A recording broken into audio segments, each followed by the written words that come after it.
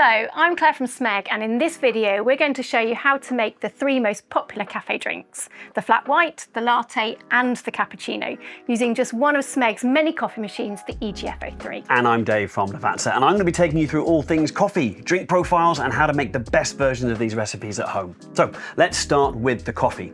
Now, espresso typically suits a medium roast, particularly when paired with milk. Light roasts can often be a bit acidic and they can clash, but of course, it is going to be a personal preference. Now, if you're making large drinks, you're going to need a coffee that will hold up in the drink and provide balance rather than being overwhelmed by the milk. Any of our barista range would work perfectly, as it's exactly what they've been designed to do. So, how much coffee are we going to be using? Okay, well, for a single shot, around 8 to 9 grams of coffee, and for a double shot, aim for 16 to 18. Now, the exact dose can vary depending on the coffee blend, roast level, and your taste preferences. So, for example, lighter roasts may benefit from a slightly higher dose. This is to extract more flavor and body. Darker roasts can often require a little bit less to avoid over-extraction and unwanted bitterness. Now, the espresso, whether it's a single or a double, form the base for all three drinks. Okay, so let's now talk ratios then. The difference between a flat white, a latte and a cappuccino, it's all in the milk, is that right? Correct. Now, while there are clearly different interpretations on many of them, let's talk you through what a typical cafe would do. So, a flat white, that's a double espresso, 40 ml, mixed with 100 ml of textured milk, just a tiny bit of foam.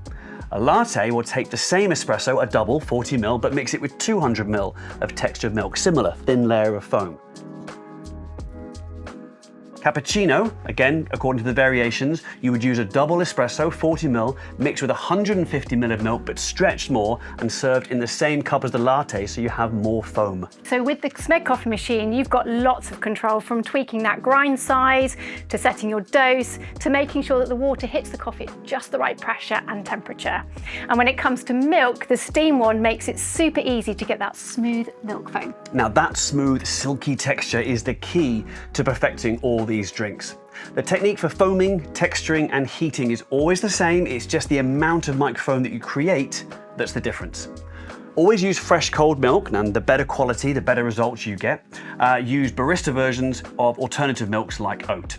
Start with the steam ones just under the surface and add air gradually in small sips. You want to get the milk to spin and roll around inside the pitcher. This helps break tiny bubbles down into microfoam. And microfoam is the key to all of these milk drinks. Lattes and flat whites have more milk, less foam, and for cappuccinos, you just need a bit more of it. To continuously create consistent foam though, don't forget to look after your steam wand. Always wipe it down after use, purge it before and after steaming, and descale your coffee machine regularly to make sure it stays working like new.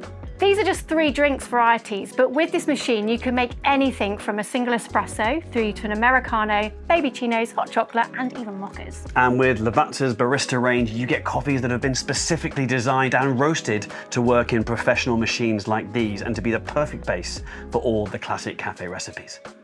Well, thanks for watching. Don't forget to like and subscribe, and check the description for more tips and the full range of Lavazza coffee and Smeg coffee machines.